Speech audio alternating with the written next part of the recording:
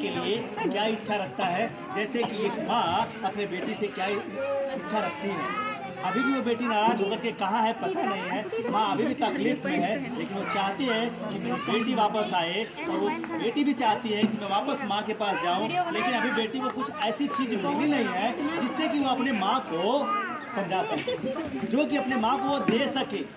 उसने सोना देने का प्रयास किया, पैसा देने का प्रयास किया, कपड़ा देने का प्रयास किया, और यहाँ तक कि राशन तक घर में लेकर के आई, लेकिन माँ अभी भी खुश नहीं है। अभी भी उसका रिश्ता उससे जुड़ा नहीं है। अभी भी वो अपने बेटी को घर में आने देना नहीं चाहती है। लेकिन कलेजा माँ का भी फट रहा है कि काश मेरी बेटी कुछ ऐसा करती जिसको मैं गले से लगा पाती या लगा पाती। ये इच्छा रख रही है एक माँ,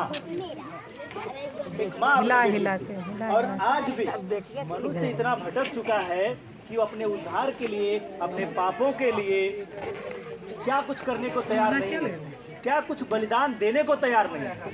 अधूरा नहीं छोड़ते, जो उसको रास्ता दिखाता है वो वही करने को लग जाता है। कोई बोलता है तुम नंगे पांव चलो, नंगे पांव चलता है। कोई बोलता है तुम यहाँ बैठ के तपस्या करो, वो करता है। कोई बोलता है तुम नदी में नहाओ, जाकर को नहाता है।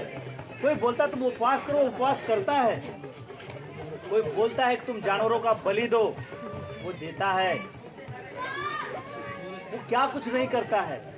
लेकिन सच में परमेश्वर का और मनुष्य का रिश्ता क्यों नहीं जुड़ पा रहा है? आज हम लोग धर्म के नाम पे बटे हुए हैं, पर धर्म की सही परिभाषा किसी को पता नहीं है। धर्म के नाम पे केवल बटे हुए हैं। धर्म का सही अर्थ होता है जहाँ दया वहाँ प्यार। अगर आज माँ उस बेटी पे दया कर देती, आज वो बेटी बाहर नहीं घर के अंदर होती। आज मनुष्य जाति के साथ यही हो रहा है। अगर उस परमेश्वर की दया हो जाए, परमेश्वर का और मनुष्य का रिश्ता फिर से जुड़ जाएगा। Hallelujah, hallelujah.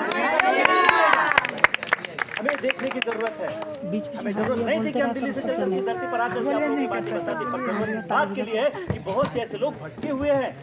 बहुत से ऐसे लोग जगह जगह जा करके ये सोच पा रहे हैं कि किसी भी प्रकार से मेरा और परमेश्वर का रिश्ता जुड़ जाए, मेरे गुनाह खत्म हो जाए, मेरे पाप खत्म हो जाए, और मैं ऐसी क्या कीमती चीज ईश्वर को दे दूं, ऐसी क्या कीमती चीज दे दूं कि परमेश्वर हमसे खुश हो जाए।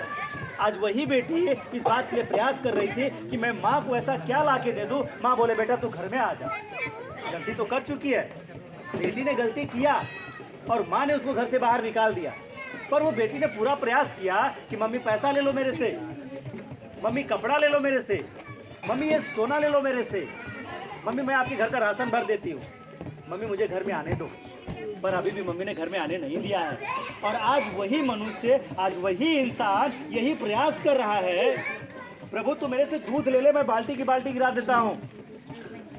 प्रभु तू कहे तो मैं पैदल चल के पहाड़ों पे आ जाता हूँ। प्रभु तू कहे तो मैं सालों साल तक भूखा प्यासा तेरा इंतजार कर लेता हूँ।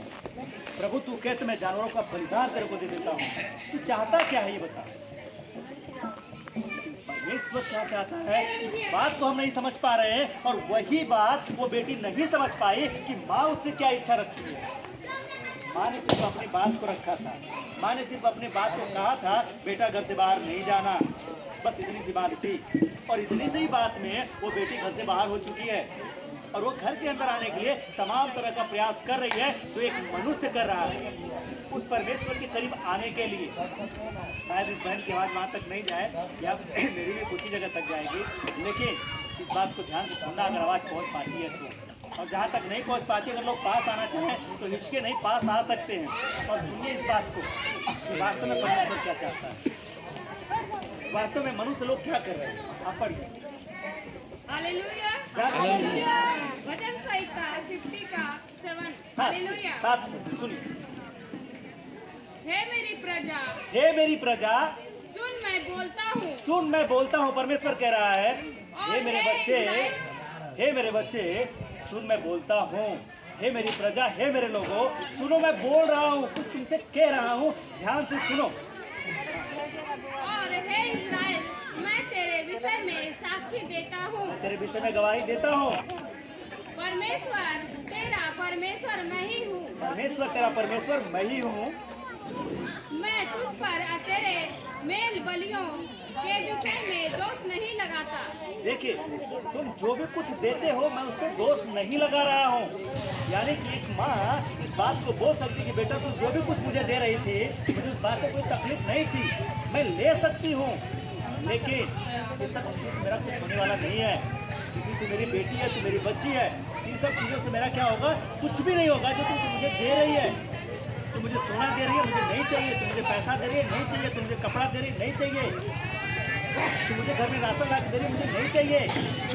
पर क्या इच्छा रखती है? परमेश्वर आपसे बता रहा है कि मैं बोलता हूँ, मैं तेरा परमेश्वर हूँ। सुन, मैं तुझे क्या कहता हूँ, जो भी कुछ दे रहा है मैं उस पर दोष नहीं लगाता, लेकिन सुन मैं चाहता क्या हूँ। तेरे होम बलियों तो नित्य मेरे लिए चढ़ते हैं। मैं ना तो तेरे घर से बैल और ना तेरे पशुशाला से बकरे लूंगा। परमेश्वर कहता है कि देख, ध्यान से सुन हर एक मनुष्य जाति को, ना तो मैं तेरे घर से किसी बैल की बलि लूंगा, ना तो तेरे पशुशाला से किसी बकरे की बलि लूंगा। मुझे नहीं चाहिए ये चीजें। और ये तमाम जगहों पे ये काम हो रहा है। तमाम लोग सोचते हैं बलिदान देने से ईश्वर खुश हो जाएगा। तमाम लोग आज ये सोच रहे हैं कि हम बलिदान देंगे और खुश हो जाएगा ईश्वर, लेकिन ईश्वर क्या कह रहा है? मैं बोलता हूँ, सुन, ना तो मैं तेरे घर से बैल लूंगा, ना तेरे पशुशाला से मुझे बकरे चाहिए। ये मुझे नहीं चाहिए। फिर चाहिए क्या? बोलो। Hallelujah, hallelujah. क्योंकि वन के सारे जीव जंतु और हजारों पहाड़ों के जानवर मेरे ही हैं। पहाड़ों के जानवर सारे मेरे ही हैं। काहे का जीव जंतु का तुझे पढ़िएगा? क्योंकि वन के क्योंकि वन के सारे जीव जंतु और हजारों पहाड़ों के जानवर मेरे ही हैं। ईश्वर कहता है जो तू मुझे बैल देना चाहता है, जो तू मुझे बकरा देना चाहता है, जो तू मुझे जानवरों की बलि देना चाहता है, तो सुन, जितने वन के जीव जंतु हैं वो सारे मेरे हैं। हजारों पहाड़ों के जानवर पक्षियों को मैं जानता हूँ। क्या करता हूँ? क्या करता हूँ? जानता हूँ। पहाड़ों के हजारों जीव जंतु जानवरों को मैं जानता हूँ, क्योंकि वो मेरे ही हैं।